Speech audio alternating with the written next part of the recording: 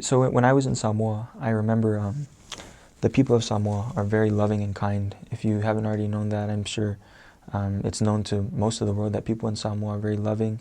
They share with each other, they love one another, and they're very good examples of the pure love of Jesus Christ.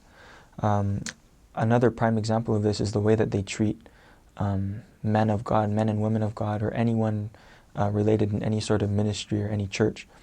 In Samoa, missionaries and any minister of any church, regardless of your religion, are treated with very high respect.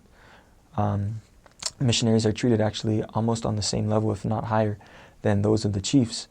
And this is because of the love and the respect that people in Samoa have towards God, Jesus Christ, and the servants that are called by them.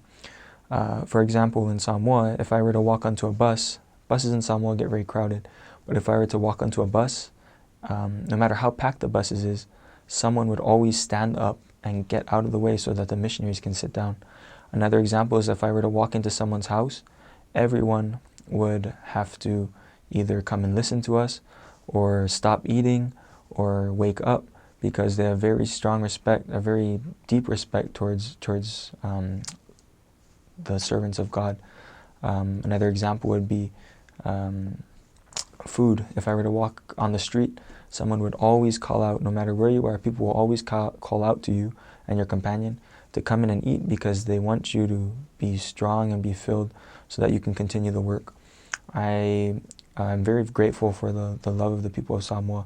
It's not like most missionaries when they go out to other countries or anywhere else, actually.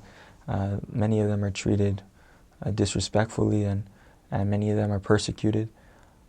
That is not the same in Samoa or any of the Pacific Islands for that matter. People are treated with love and respect, and they follow the admonition of Jesus Christ to love one another as he has loved us. I'm grateful. I deeply love the people of Samoa for this.